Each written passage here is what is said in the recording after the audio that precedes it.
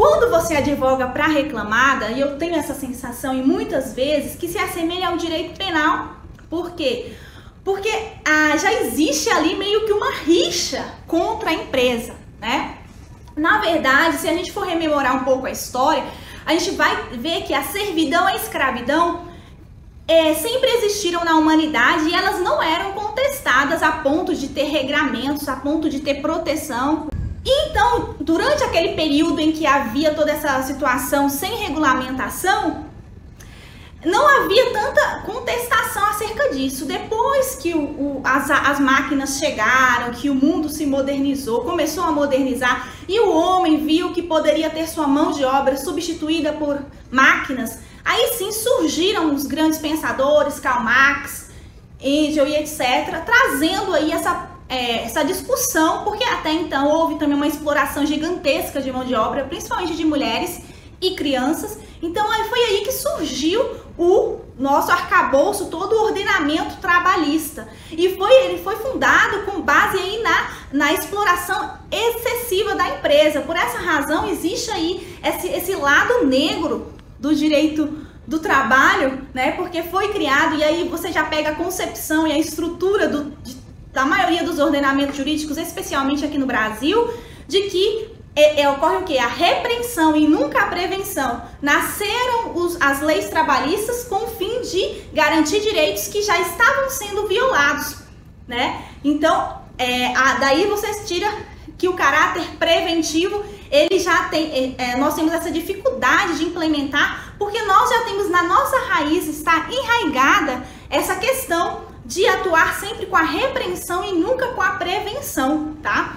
E aí, atuando para reclamada, a gente tem esse ponto de vista muito negativo, porque principalmente se a gente for levar em consideração depois da reforma, as ações trabalhistas, pelo menos em sua grande maioria, não são aventuras jurídicas, tem um fundo de verdade. Então a gente já entra com um saldo negativo, digamos assim, no ringue, no processo, né? E o que a gente pode fazer para mudar essa situação? Qual a nossa perspectiva diante de tudo isso?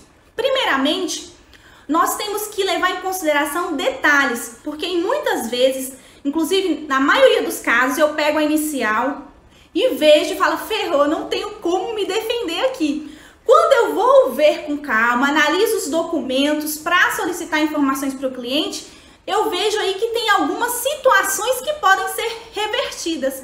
Daí então, o que eu quero passar aqui é essa questão, que nós não vamos ganhar, até porque é difícil uma reclamada, as improcedências são raras, né? O que nós temos é parcialmente procedente, o reclamante perde muitos pedidos, mas não tudo.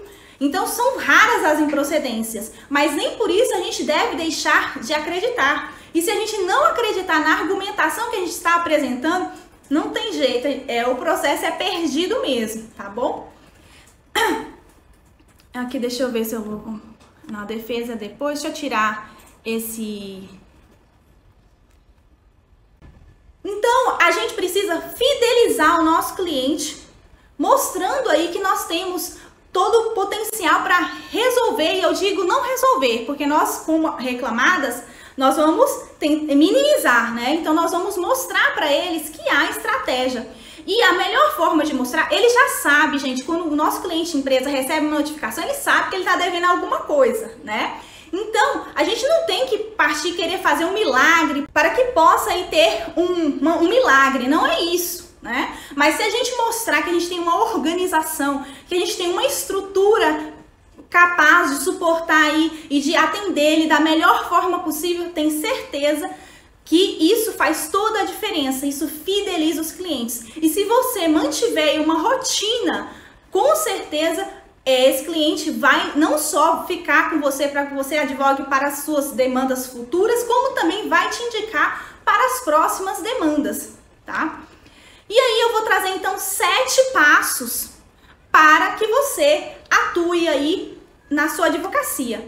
Vou colocar aqui na telinha, que a gente vai falar desse checklist que serviu de base e me ajuda nas minhas ações, e todos que eu faço mentorias e tudo mais, eu tento passar quando estão atuando em contencioso de massa trabalhista, porque aí tem muitas demandas.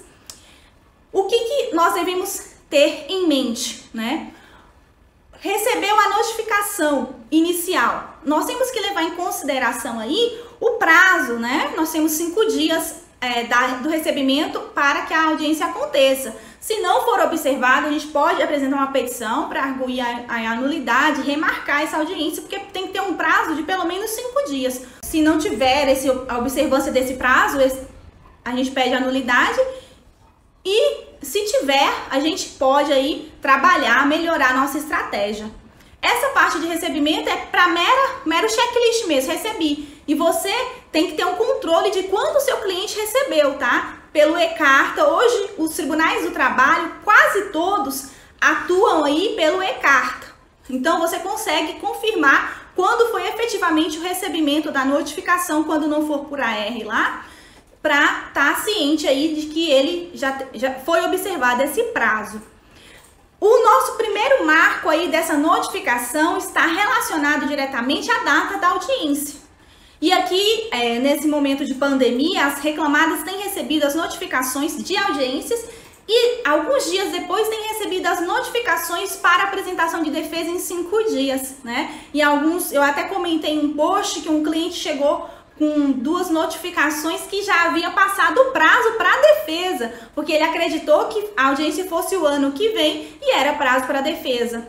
E como não há aí um oficial de justiça que lê o mandado, como no âmbito civil, então se foi o próprio empregador aí que não tem muita aptidão com os termos jurídicos, acaba passando que foi o caso, né? Então, é preciso observar essas informações da notificação. E essa data da audiência, que é a regra de períodos de normalidade, ele vai te dar aí o prazo limite para que você preencha todas essas informações aqui desse checklist, para que você ou acelere o procedimento, né? Então, é a data da audiência que vai delimitar. Porque nós sabemos que a gente apresenta a defesa em regra, digo novamente, em períodos de normalidade, quando nós temos aí a designação da audiência e tudo mais. No caso, como nós estamos vivendo na pandemia, as notificações têm sido no sentido de que a empresa deva apresentar a defesa sem sigilo para que a parte contrária se manifeste aí. Basicamente são essas as notificações que eu tenho visto e recebido. Se vocês estiverem vendo outras formas diferentes, comentem aí que eu quero saber dos tribunais de vocês, que eu advogo aqui no TRT2, TRT15 e tenho processo TRT3 aqui com parceiros de estados de Minas Gerais, por exemplo. Feita aí a delimitação do agendamento da data da audiência, eu vou obter a petição inicial, né? E aí uma dica que eu acho que todo mundo já usa, mas não custa lembrar, é que é importante que você faça o seu cadastro no site do tribunal, para que sem o certificado você possa ter acesso à petição, né?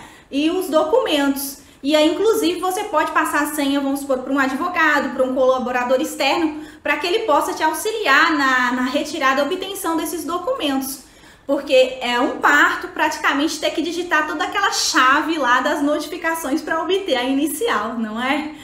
É muito ruim digitar todo aquele código, aí no final ainda dá erro. Então, a sacada é essa, porque aí você pode pedir para um terceiro fazer isso e pode terceirizar o seu serviço não tendo esse trabalho burocrático, né?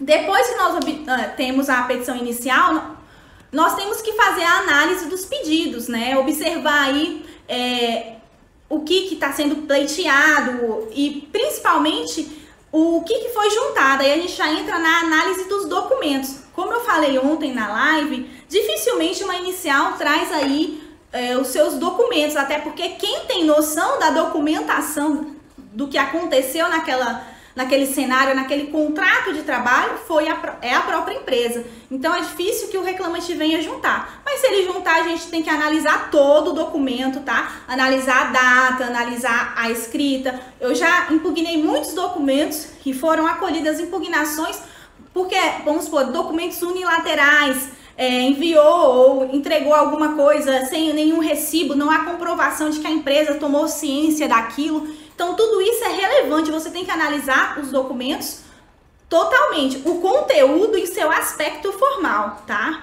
É uma dica que eu gostaria de dar. E com relação à documentação, antes de adentrar aí na solicitação de documentos, eu queria trazer uma questão e pedir a participação de vocês para ver o que vocês acham, né? A empresa, ela tem os documentos. Vocês acham aí, na verdade, o que vocês costumam fazer? Vocês juntam os documentos? Chegou uma demanda trabalhista pedindo horas extras, verbas rescisórias. Vocês acabam juntando toda a documentação ou vocês se atêm ao que o reclamante pleiteou? Porque muitas vezes o reclamante traz lá no bojo da sua petição que seja juntado, como é o meu caso, quando eventualmente eu estou pela parte reclamante, eu peço sim que seja juntado os documentos sob pena aí de confissão se a empresa não juntar, porque ela que detém os documentos, né? Seria um pedido aí amparado na exibição de documentos. Eu queria saber de vocês, o que vocês fazem?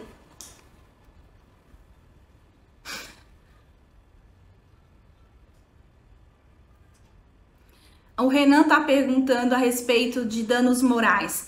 A questão de danos morais deve juntar tudo que for determinado. Nossa, o juiz Pamplona, obrigada pela presença, excelência, exatamente.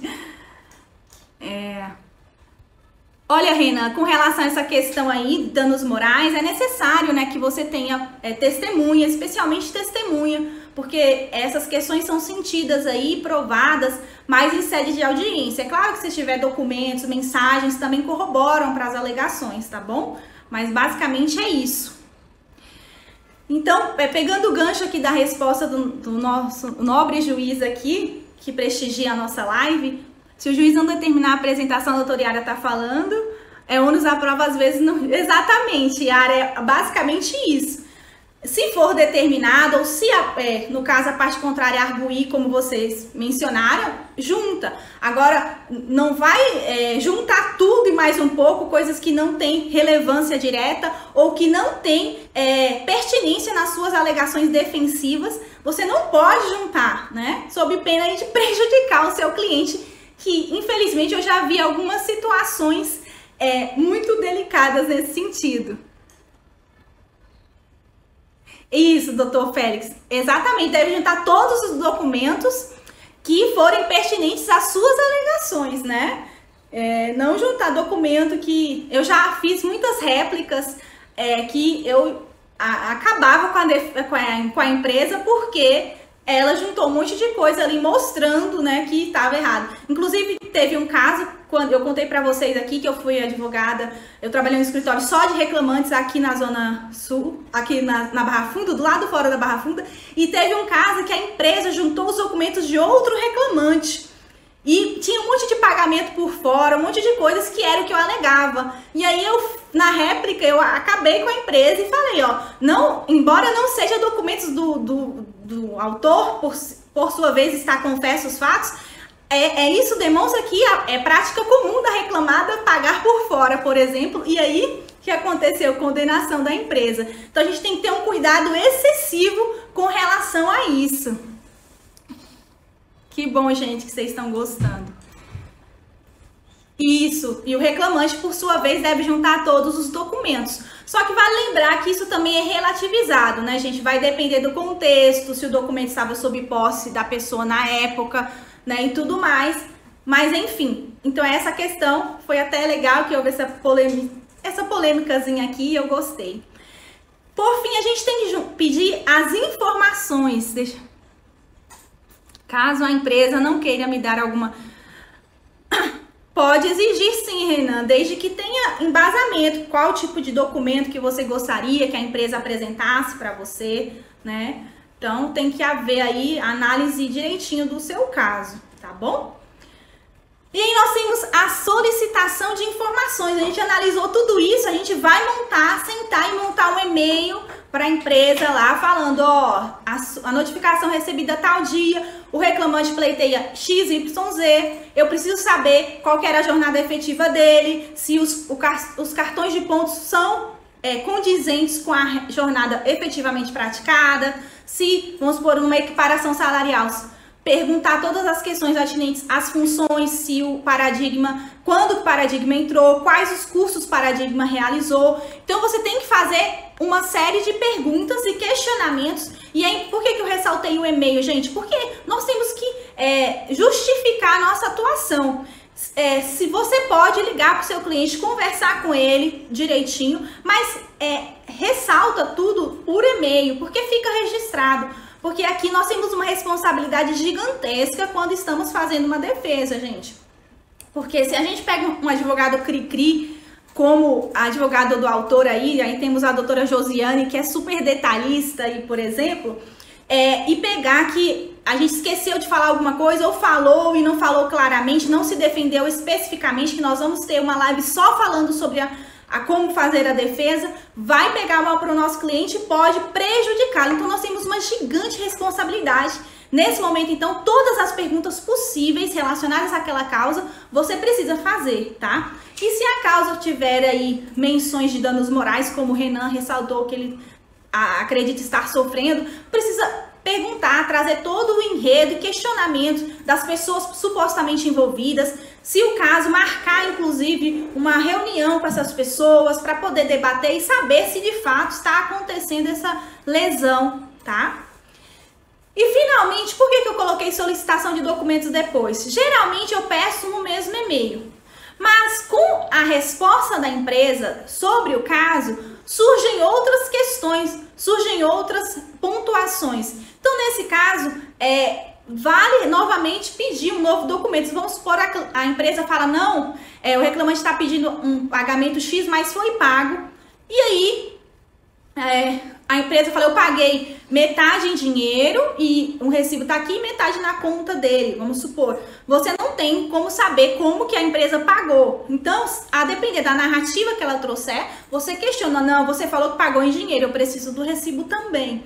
Porque às vezes você está habituado de pedir aí somente os extratos bancários.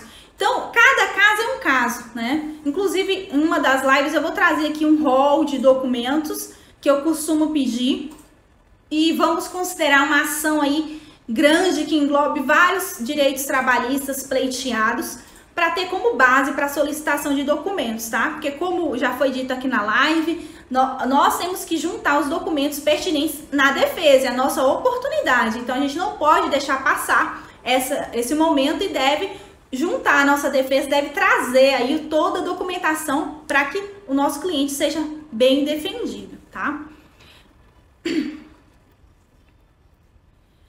Aqui eu deixei que a nossa defesa é a primeira oportunidade da empresa falar nos autos e, como tal, deve ser realizada com o maior cuidado e cautela possível. Como eu disse há minutos atrás, nós temos um ônus gigantesco como patronos da causa de apresentar aí toda a tese, abarcar tudo especificamente. Por isso que vamos ter uma live específica aqui para falar sobre mapeamento da problemática, que é uma estratégia que eu uso aqui no computador. Eu vou mostrar para vocês como que eu faço para que nenhum pedido fique sem contestação, nenhuma linha seja, não deixe de trazer ali a sua argumentação, porque senão vai ser considerado confissão. Então, nós temos um peso muito grande e a responsabilidade está sobre nós. Outro dia, chegou um cliente com uma causa perdida praticamente, já tinha sido a sentença, e aí não foi juntado vários documentos, a defesa foi 3 páginas. Eu acho maravilhoso os colegas que conseguem aí fazer uma boa defesa em 3 laudas, mas praticamente para mim é impossível fazer uma defesa em 3 laudas. Só 3 laudas é só para expor lá o título da petição. Mas enfim, eu parabenizo quem consegue ser muito sucinto, porque no âmbito trabalhista, diferente de outras áreas, a gente precisa ter técnica e precisa trazer todas as argumentações, né? Sobre o princípio da eventualidade, que nós vamos falar disso na live específica sobre defesa. Então, a gente não pode deixar de falar nada. É complicado não fazer uma defesa pelo menos de 10 páginas aí, né? Eu sei que acaba sendo muita coisa para os nobres juízes lerem, só que não tem como deixar de falar alguma coisa, né? Então, basicamente, esses são 7 passos aí do checklist do contencioso trabalhista empresarial. se você seguir esses passos aí, quando chegar inicial, até isso sem contar com a defesa, nós estamos ainda tratando dos aspectos introdutórios aí de uma atuação efetiva e eficaz, tá?